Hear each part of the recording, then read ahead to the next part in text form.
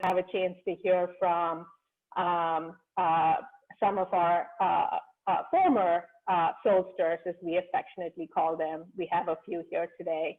But before getting started, I would, our director, Professor Gunther Pack, is here today to briefly welcome you all and tell you a little bit more about the Hart Leadership Program.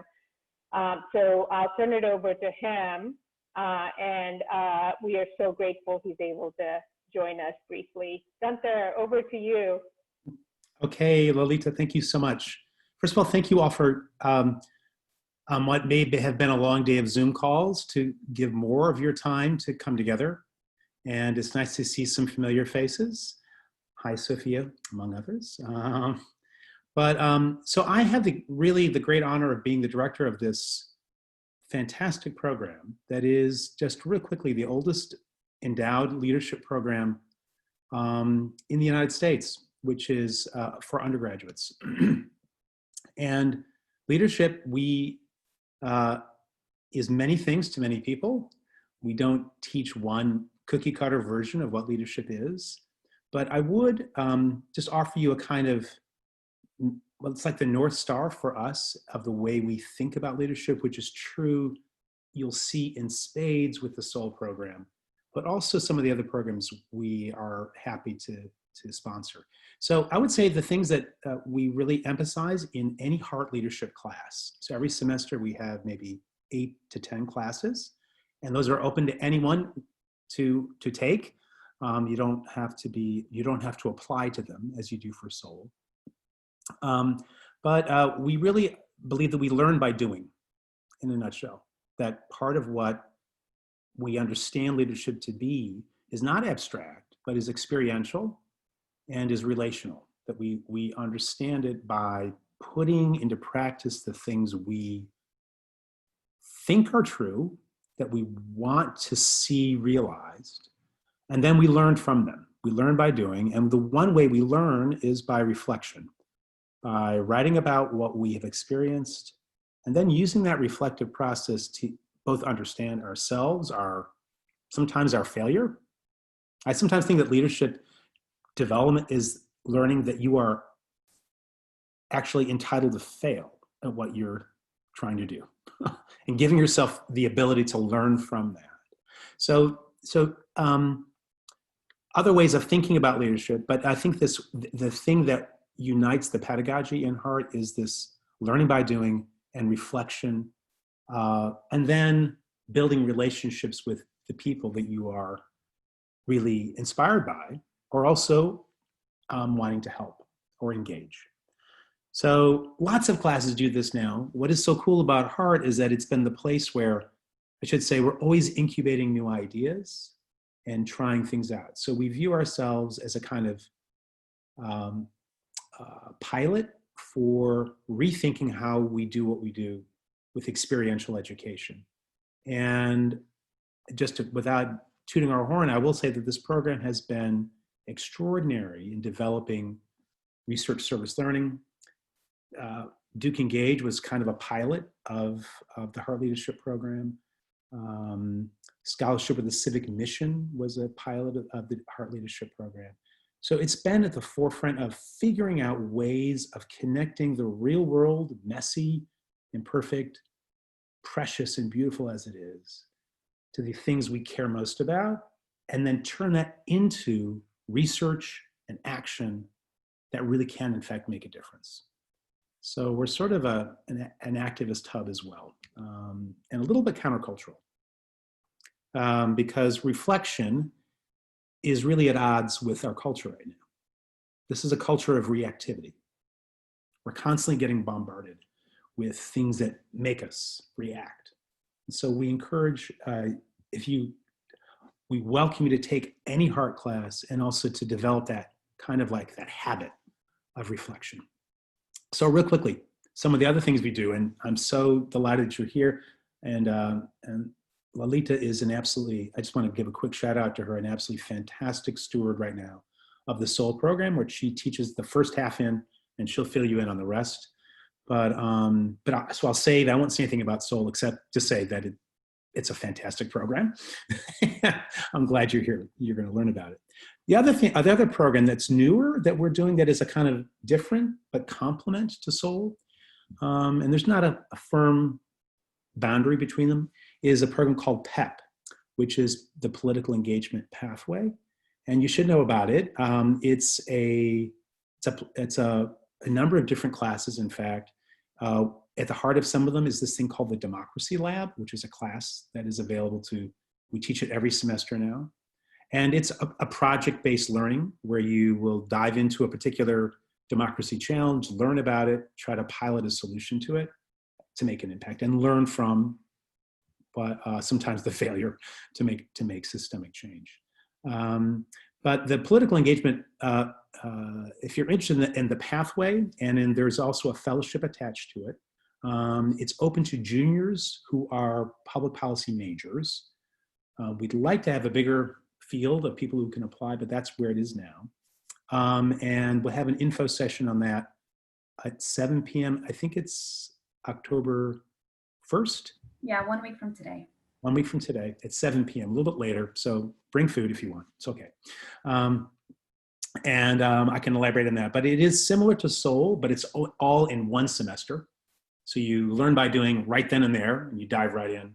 But you can circle back to the research projects that you're interested in another semester. So it's kind of an open-ended lab and set of projects. Some are about criminal justice reform, some are about access to the ballot. We're focusing on that this term, but other democracy challenges. So another program we have is called LAPI, Leadership in Arts, and Arts Policy. And you can apply to that. It's a summer internship program. You also have to be a policy major, but we've had some just phenomenal students do that. And it's if you're interested in the arts, and if you are an artist or you just have an engagement in that topic and want to learn more about how to shape arts policy, you should definitely apply. And these are fairly generous stipends that we have for that. And then also I would say there's a bouquet of courses that we offer that we're seeing that we've really in the last 2 years have kind of made prominent. One of them is the course that Professor Alita, is teaching right now, which is Lead the Way Durham, focusing on doing within a relationship-built model within Durham.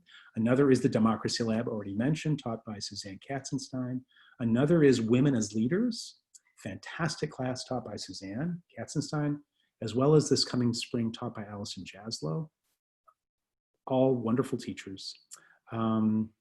And so there's a wonderful course taught by Shane Stansbury, Ethics in an Unjust World by Adam Hollowell. Ethics is at the heart of what we do in many of these classes, but they are not, they're not all the same. They're very different. So I welcome you to take our classes, to learn by doing, to bring your experiential knowledge and to share that, and to build cohorts of people who can really make a difference. That's what we're about. So I'll stop talking and turn it back over to Lolita, but I would just say, come to the next orientation session we have. And if you have questions, just email me or Lolita or Ana Ramirez, our wonderful new associate in research. Ana is doing an incredible job. She's a graduate last year, you may know her. And if you don't, you should get to know her. She's a force, I'll just say that, and turn it over to Lolita. Thank you. Thank you, Gunther. And on that note, Ana, I think I would love for you to quickly introduce yourself, because she's another very, very important part of both our Soul, all of our programs, particularly Soul and PEP. Ana. Yeah, thank you. Hi, everyone. My name's Ana Ramirez. I am the associate in research with the Hart Leadership Program. Like Gunther said, I graduated in 2020, so I am new to Stanford. And honestly, I wish I had known about these programs. They're fantastic, and I'm so glad that you guys are here to listen to them, and then also listen to some of our past Soul students who are going to share their experiences as well. So throughout this process of application and interest, if you have any questions, always feel free to email me, and I'm more than happy to engage. So thank you for being here today.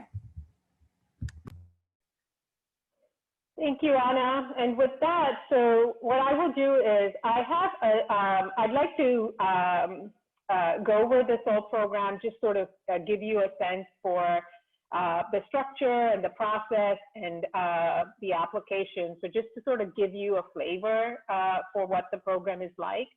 I have a few slides that I will share with you all today. And then after that, I would like to turn it over to each of our SOL students who are here with us today to share their experiences. So if you give me just a quick moment, I will share my screen.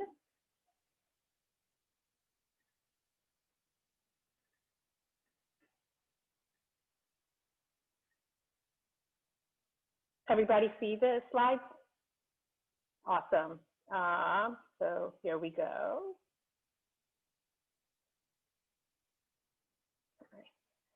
So here's our agenda for today. I'll tell you a little bit about what the SOL program is about, the process of application, tell you a little bit more about your summer project and how you go about preparing for it, and also the work that you do over the course of the summer. Like Gunther mentioned earlier, reflective practice is at the core of much of what we do throughout all of our programs, particularly SOL and PEP. So I'll tell you a little bit about that. And then we'll end with giving you a little bit of information about the capstone course, which SOL is a year-long sequence, which is essentially 2 courses that bookend a summer project. And then I'll turn it over to our former SOL students who will share their experiences, and then we'll open it up for some Q&A.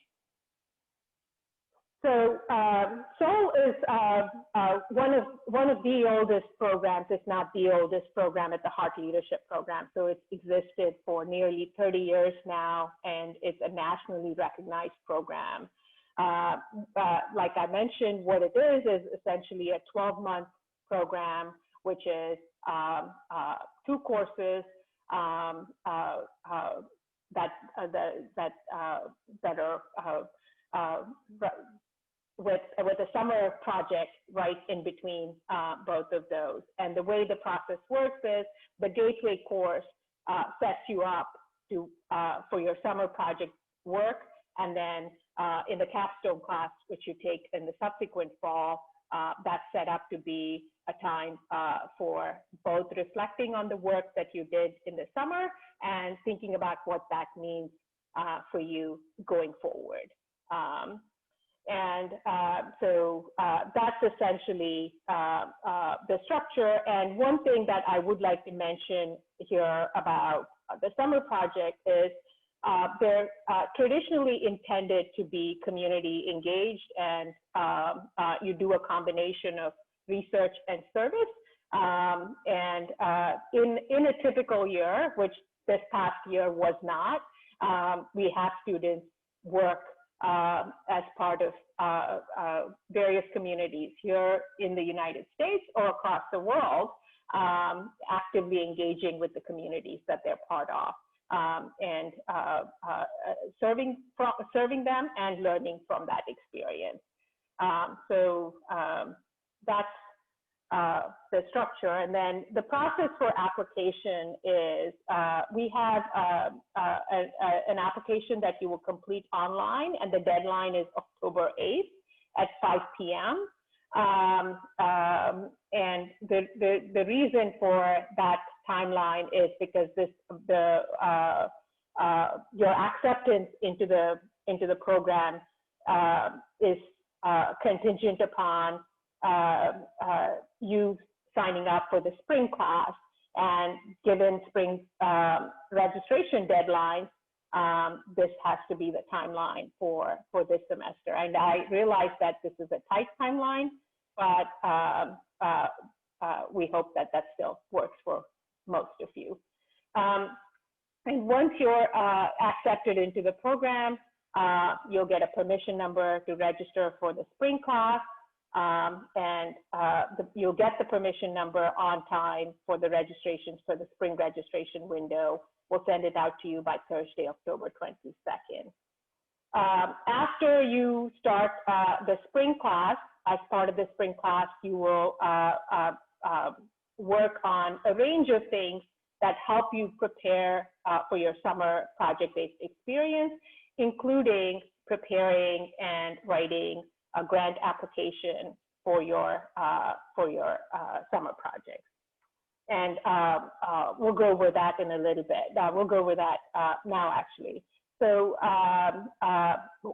once you're part of the spring class, you're part of the sole cohort of that given year. And we highly encourage you to stay with the same cohort. So you will take this class in the spring, work on your summer project the subsequent summer, and then come back in the fall to take the capstone course. Ideally, this is completed in the same 12-month period. So we prefer for you not to have breaks in between, barring some unforeseen circumstances. And then the sole summer experience is characterized by a research and service project, like I mentioned, a community-based research project. And the idea here is for the research project to be a collaboratively designed experience between you and the community partner that you'll be working with. And what I mean by that is that this has to be a mutual process, something that is useful to your community partner, as well as advances your learning and growth as a student. In addition to that, we do reflective writing throughout the summer, and also one-to-one mentoring that's part of that reflective process. The grants for your summer projects are awarded through a review process, and that usually is that includes you pitching your project idea, as well as preparing a budget. And you will receive training for this during the spring class. The idea is for you to sort of develop the discipline for both articulating the idea you have for your project, as well as developing a budget. And believe me, this is a skill that you will appreciate beyond this class and beyond your time at Duke. So here are, I just wanted to share some, I won't read all of these out, but here are some testimonials from some past Soul Fellows. And you'll also hear from each of them in a minute or two, or not each of the students who provided these testimonials, but others who were part of this program more recently. And just a couple of student profiles. Many of our students stay with us through multiple programs, and as Gunther mentioned, take multiple classes with us. And we just wanted to share examples of two students, Gino and Amelia. Amelia graduated in 2019, took multiple classes with us, was a Soul Fellow, as she was part of the 2017 cohort, then went on to apply to our Hart Fellowship, and was selected as, after a highly competitive process there. And she just completed her Hart Fellowship and started law school at the University of Michigan. And Gino, some of you may know him, just graduated from Duke this past summer, majored in history, again, has been closely involved with our program, took several classes, was also part of our 2017 Soul cohort. and is back here in Durham working with Democracy NC after graduation. So just a couple of examples, the students who stay with our programs stay with multiple of them. So there must be something that they like about them. So, and then you've already met us. If you have any questions about the program, feel free to email me or Anna. We're always here to help you as you think through your application process. If you have any questions, we're happy to connect you with former SOL students if that's helpful to you. We're excited to see so many of you interested in this program. Excited, but not surprised at all. So with that, I would like to turn it over to each of our former SOL students who are here with us today, or I should say still current, because many of them are enrolled in the capstone class this fall that Professor Nick Carnes is teaching this semester. So I did see Margaret here, so maybe we can start with Margaret. I'll stop sharing my screen and turn it over to Margaret. Margaret, are you able to? Yes. Briefly. Hi, Margaret. So, go. Thank you, Professor Kaligatla. Yes, just as a way of introduction, my name is Margaret. I'm a junior, originally from Nashville, Tennessee. I'm an English major, chemistry minor, and in this current cohort of SOL, so I'm currently in Nick Carnes' capstone class and loving it. For my SOL project this past summer, I worked with the Durham-based nonprofit Partners for Youth Opportunity, which merged in July with East Durham Children's Initiative. So it's now called Durham Children's Initiative, and it's a youth empowerment organization. They actually work with students from birth to 4 years after college now, providing and equipping students with educational, economic, and social assets to sort of reach their potential. And what I loved about SOL was getting to build these relationships with people in Durham who are really leading the way in terms of equipping and empowering students. And my deliverable was a podcast with students called COVID-19 Chronicles, zooming in on Durham youth. So as we know, COVID-19 has provided many challenges for many people in terms of, virtual learning and otherwise. And so this was a way for students to share those experiences with their community. And the podcast is currently on a community-based newspaper site called the Durham Voice. So it's, it's a newspaper that's seen by many people in Durham, young people, and otherwise. So this was a way for students to connect with other students during this isolating time, and for community members to learn more about what students are experiencing. So one last thing I'll say, I'm a pre-health student, so I found SOL to be a really incredible framework to learn more about community engagement and leadership, because a lot of health is based in social determinants of health and community level resources. Thank you so much, Margaret. And several of the SOL students here with us today will be here. So if any of you have any questions after, they'll be here to answer them. Mila, do you mind going next and sharing a little bit about yourself and the project you worked on this summer? Hello. Yeah. Hi everyone. I'm Mila. I am a senior. I am a program 2 major, philosophy of the fashion industrial complex, which is just a fancy way of saying I study how fashion affects society.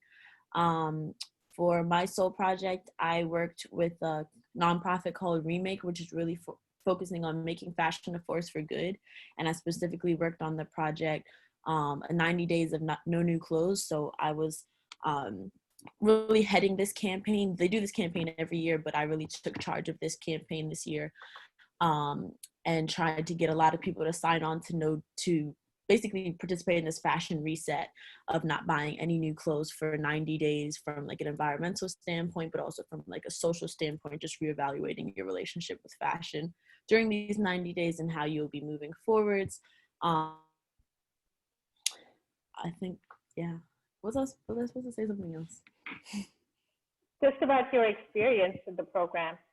Oh, yeah, I really loved the program. I think that I was able to meet some really incredible people, and also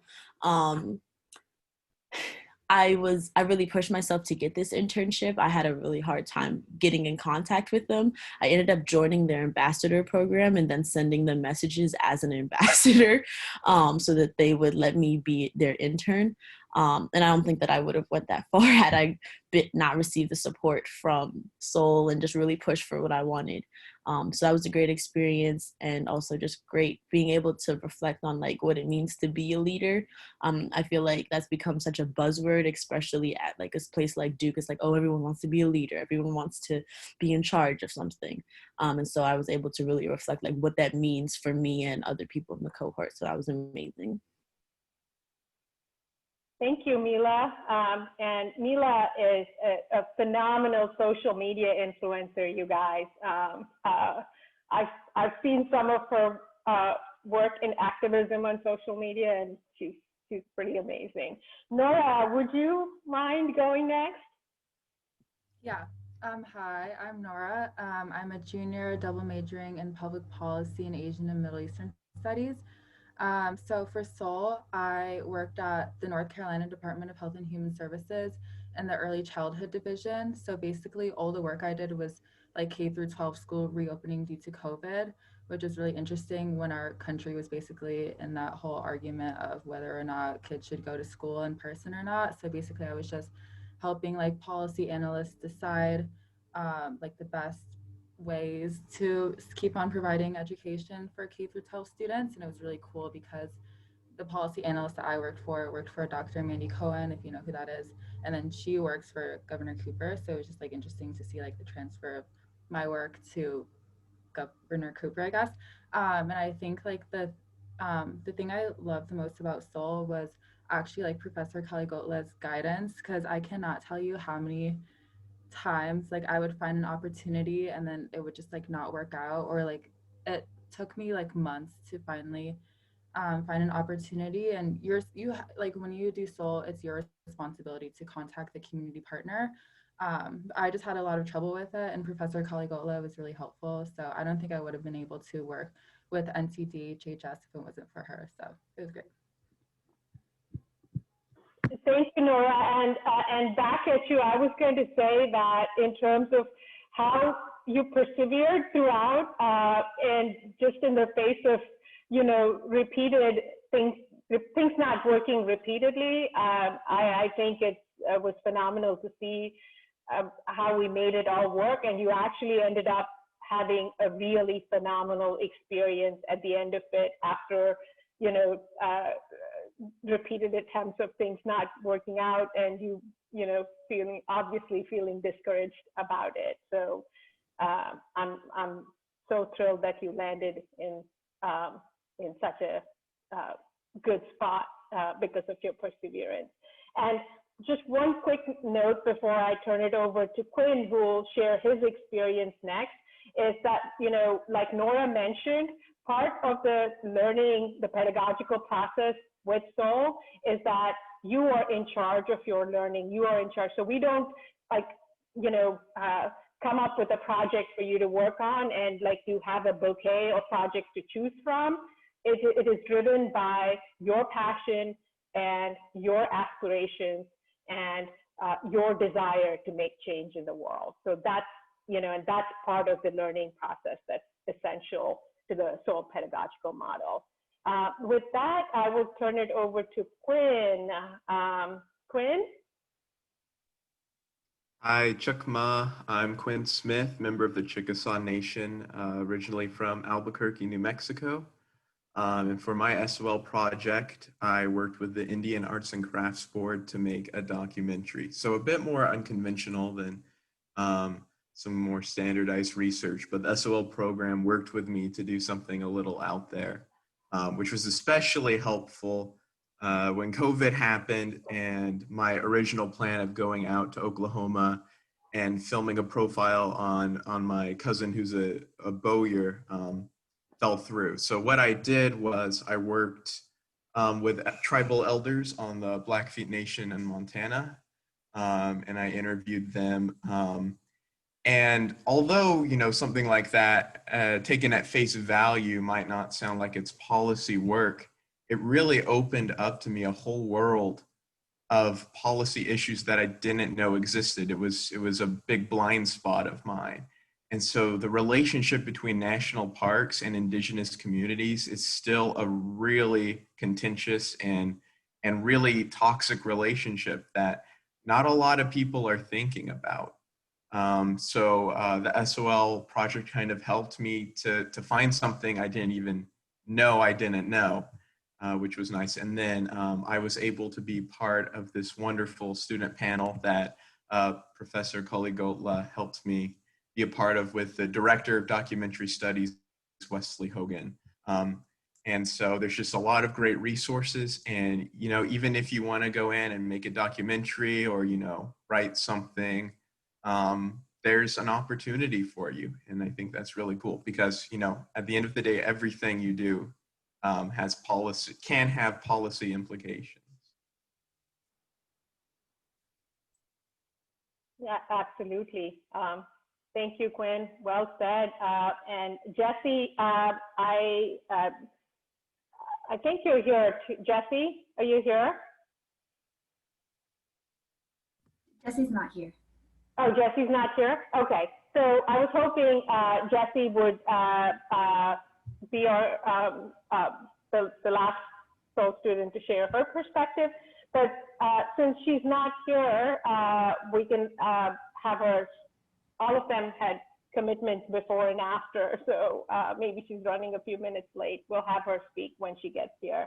But we'd like to open it up to questions now, either for us or to our Soul students who are here. Yeah, so feel free to raise your hand, do the raise your hand feature, and I can call on you just to kind of facilitate this. Or if you feel more comfortable, you can definitely just send a question to me privately and I'll read it out loud to keep it anonymous. But yeah.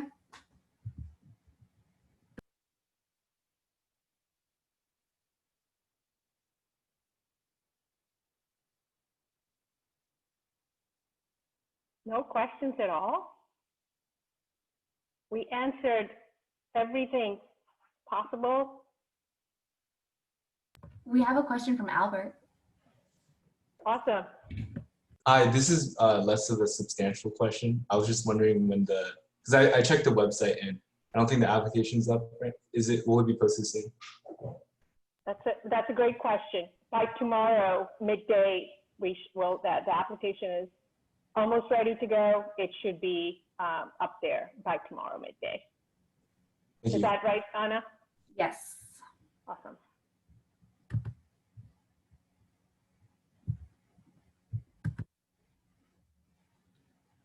So I have a question for the student speakers. What caused you to apply, and did you know what you wanted to do with the program? So if anybody wants to take that question. Quinn? Yeah, I guess I'll start. I don't know. I just saw the program and thought I would apply to it. I had failed at a lot of other applications my freshman year, which maybe some of you can relate to.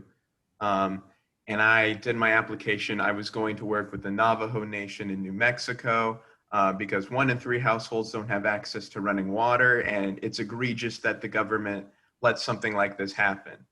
However, I myself am not Diné. I am not a part of that community. So although I had an idea of what I thought I wanted to do, the work with indigenous issues, that passion, you know, altered and the methodology changed. And that's something I developed through the program. which I'd say that you don't need to have a definitive, course of action. That's what the program is designed to do. It's designed to give you the skills to go out and create impact based on your passion. I can also answer this question. So I forget how I got here, but I basically attended this info session last year, I believe. And well, the thing about fashion is it's kind of, people don't really talk about it in academia. They kind of just like, oh, it's frivolous and just kind of buying clothes and stuff, but fashion is so much more than that. And so when I thought of an opportunity to bring fashion in kind of like the public policy space, I was like, yeah, let's do that. So that's why I ended up applying and I got accepted in thing.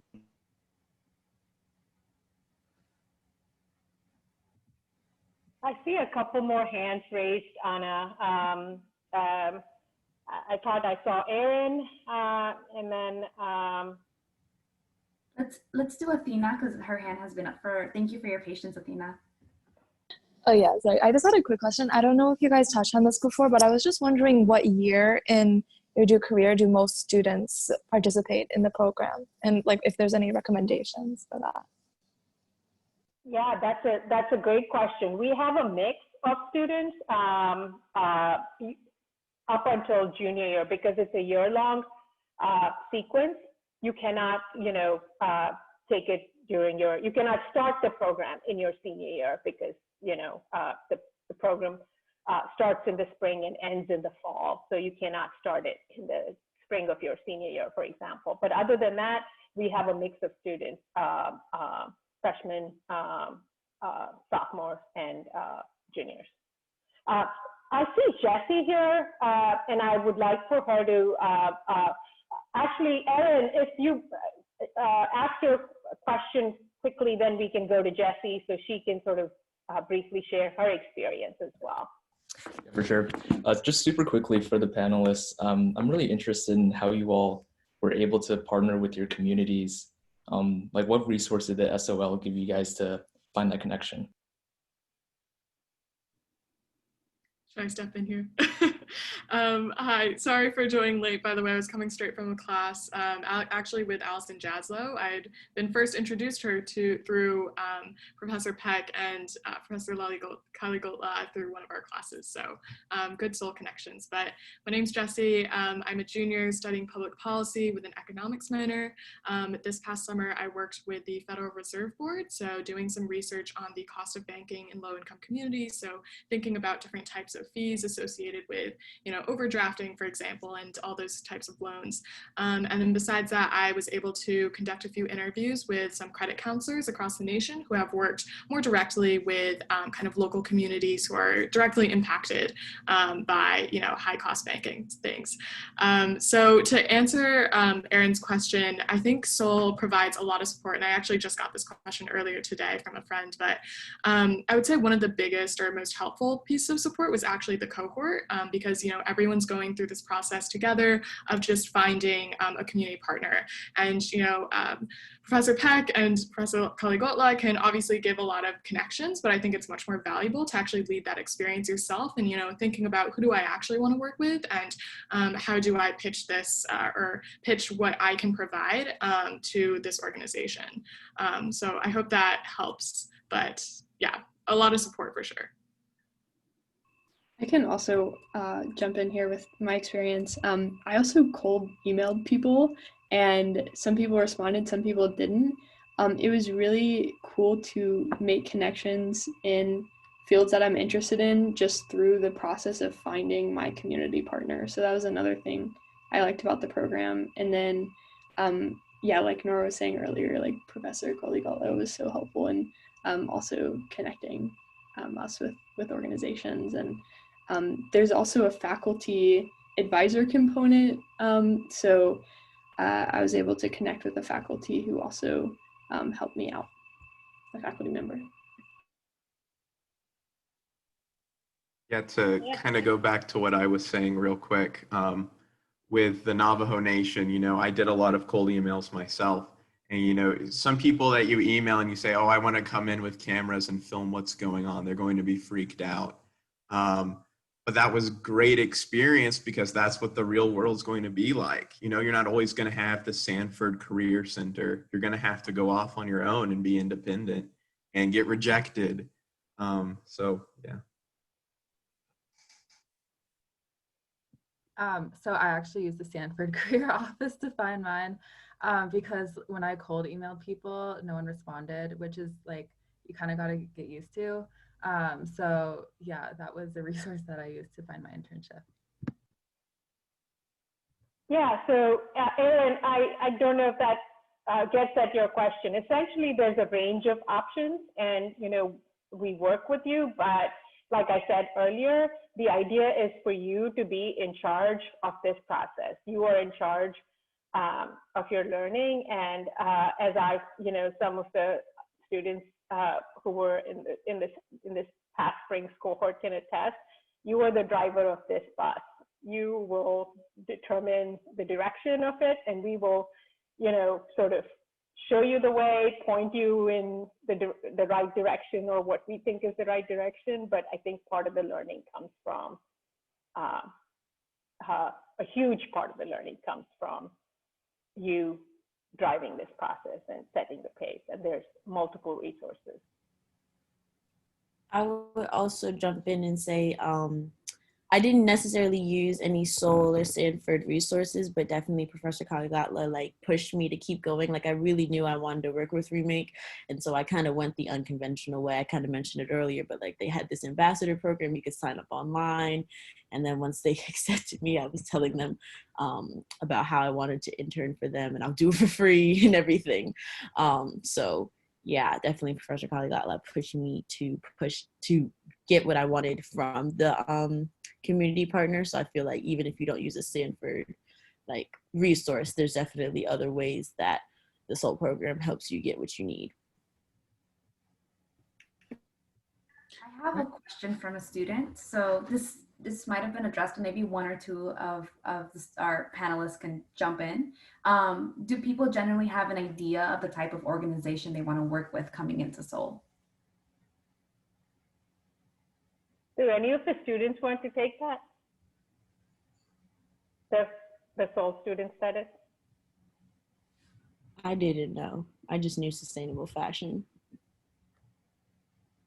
Yeah, I can also take that. I also just did not know. I think I had a general interest in just like economic policy, but that realm is so broad. And I think one of the best parts of Seoul, kind of going through, you know, not only the summer experience, but also the reflection experience afterward, that was super, super helpful for me to just hone in on like, what is my vertical? Like, what do I actually really like? And sometimes it comes down to just like forcing yourself to choose and based on, you know, your kind of intuition and things of that sort. So that was also a really formative, reflective process too. Quinn, how about you? Yeah, I'd agree. I struggled a bit. You know, when my first initial plan with the documentary didn't work, I thought, you know, I might as well go for an office job. So I applied to be part of Senator Tom Udall's office. But you know, as a freshman competing, you know, with Harvard grad students, I might not have been the most competitive. But it also helps me to realize that I didn't want that type of work. I wanted to go out and I wanted to be a creative. And you know, failing at non-creative jobs helped me to prioritize that. Yeah, so I think, you know, what I would summarize from that is this is not a one size fits every student. It's, you know, it's helpful to have an idea or, you know, an aspiration for an area that you want to work in, but, you know, this is an iterative process, right? You might think you have an idea and you'll go after that, and sometimes that works and that leads to a summer project that you work on, and sometimes you have to pivot and do something different, like Nora did, or like Quinn just shared. So it sort of really depends. But the one thing that is common across the board is, I will go out on a limb and say this, that it truly is a transformative experience, because you set the pace, you define the process. It is you that is the center of this. So, you know, that's what makes this a transformational experience. This is about each of you and not about, like Gunther mentioned earlier, not about what we think leadership ought to be. I have one thing. Sorry. Yeah, sorry. I have to leave and go. I have to play some music. Just as an aside, I'm learning to play the upright bass, which you don't need to know about, and it is an experience in humbling experience. But we can all learn, and I love it. So before I sign off, I just want to say, first of all, thank you to everyone who's shared their experiences. Just, I love the stories, the way you're reflecting and doing on how you've figured something out really important. And I have to say, just listening to you speak, the Soulsters, it's just so clear you've had this kind of, it's a transformative experience. You can hear it and see it in the way you're talking. You have leadership or authority in a really compelling way. And it's not a straightforward path. I would say the one thing at this point, for those of you who are maybe feeling intimidated, I don't know, if I was my 19-year-old self, I would have been totally intimidated at this moment. Glad to be candidly. I think what might help is to think about, if you don't know what the actual thing you're going to do is, you don't know which community partner, all that, fine. Think of the question that you can't let go of, if there is one. There's a question in your life that you keep coming to in different ways about, it could be a personal one about your own voice or your own efficacy, or some injustice that you just can't let go of. It's like it's the thing that drives you and motivates you. That's what you should write about in the application. And you should, because a question can have lots of different answers. It doesn't have to have one. A question doesn't have a single answer. It's going to have multiple ones. And so as you're thinking and reflecting about why you would want to be a Soul Fellow, I would encourage you to think about that if there is a primary question. And if you don't have that, if you don't have one, you're just confused, and it's okay too. Like, begin with where you are, combine your head and your heart, and write. That's what we want to see. That is, in a nutshell, the kind of learning we also appreciate. It's the emotional honesty. Don't try to game this. There's not a right answer. I would rather read a vulnerable application that's like, I don't know what I want to do, but I think this is what really matters to me. Yeah, that's what I want to read about. That's what we want to see in you, because that's how you make genuine change possible.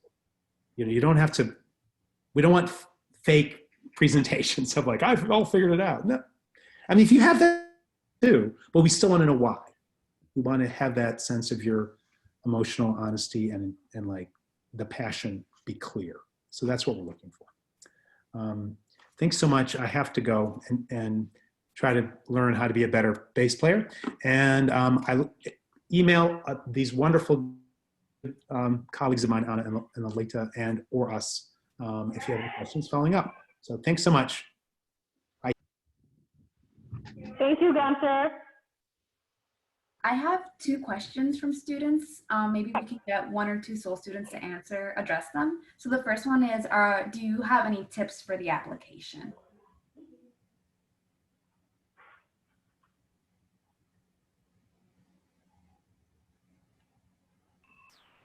I think going off of what Professor Peck just said, if you're really interested in something, it'll show through.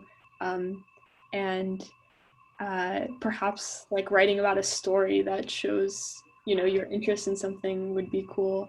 I remember last year when I was doing the application, I had just come off of a summer doing EMT work in North Carolina and was like really thinking about social determinants of health. And that's what I ended up writing about, even though my project ended up being something different just because of the way the course evolved and the process evolved. So I'd also encourage you, like, don't be discouraged if, you don't know for sure this is going to be the thing that you're going to do, as long as you have the passion for it. Our next question is, how has the preparation or the gateway course in the spring helped with students' summer research?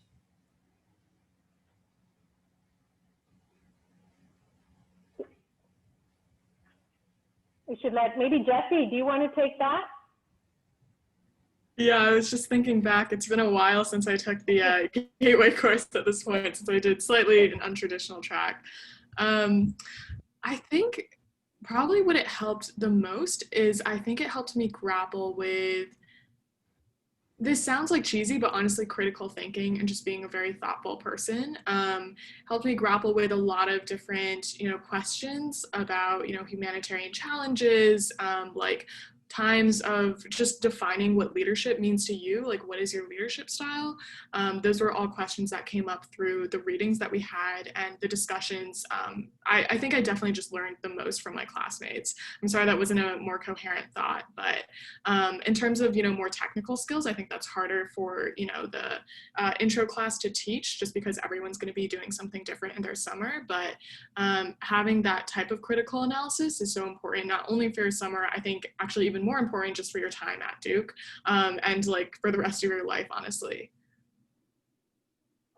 That, and just a quick note to add to that, I think the other thing that I appreciated about what you did this summer, Jesse, is, you were not satisfied with just the quantitative aspects of the research that you were doing. You had to dig deeper, and I distinctly remember the conversation that we had, and you wanted to add the qualitative piece of the interviews with the credit counselors that you added during the summer. So, like I said earlier, it's an iterative process.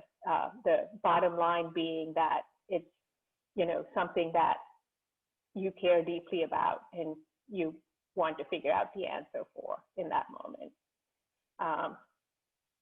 Yeah, Lolita, I'm glad you brought that up. I'll just hop in really quickly. I do remember this one exercise, probably one of my favorites from the intro class, was we had to sit down with someone that we, fundamentally disagreed with on some kind of political issue, and essentially just talk about it, like listen to them. And I think it was called deep canvassing. So I chose to talk about affirmative action with a peer of mine. I was in my freshman year, so we were like at Marketplace. And then I also went to my faculty in residence, and who was also, I think he's a Pratt professor, but leans conservative. It was just super interesting hearing like both their perspectives, but the, tools that were needed were really just that empathetic listening. And it sounds so, like cheesy on the surface, but the types of political dialogue and discourse that happens in our times right now obviously shows that not everyone understands that. So I think that was super helpful, and definitely used those directly in the interviews that I conducted this past summer, just being on calls with different people with different lived experiences. It's absolutely not cheesy. Empathetic listening is crucial, as Sammy will tell you, what she talked about in class today. So, thank you, Jesse. Any other questions?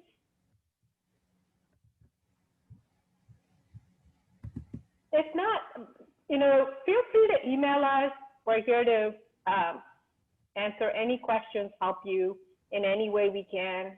Also happy to connect you with other SOL students. A list of our projects, I think Anna put this in the chat. If you go to hart.stanford.edu if you go to our programs, you'll see SOL there, and you can see a list of all of our past projects there. And with the most recent cohort, we also have, short bios about them. But if any of the projects that any of our former SOL fellows worked on seem interesting to you, and you'd like to connect with them, you can either reach out to them directly, or we're happy to make the connection. So on that note, if there are no more questions, we will end this session. Thank you so much. We're so excited to see so many of you here, and we look forward to reading your applications.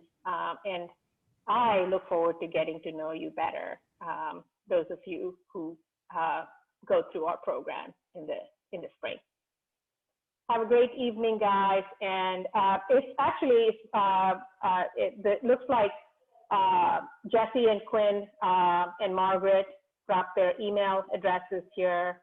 And if Nora and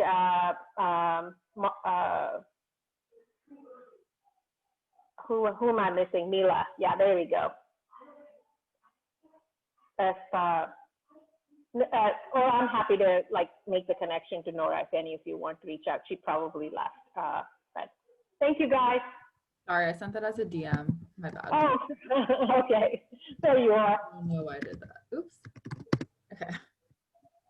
Thank you. Much, and thanks to especially the SOL students who were here. Thank you, guys. I really appreciate it.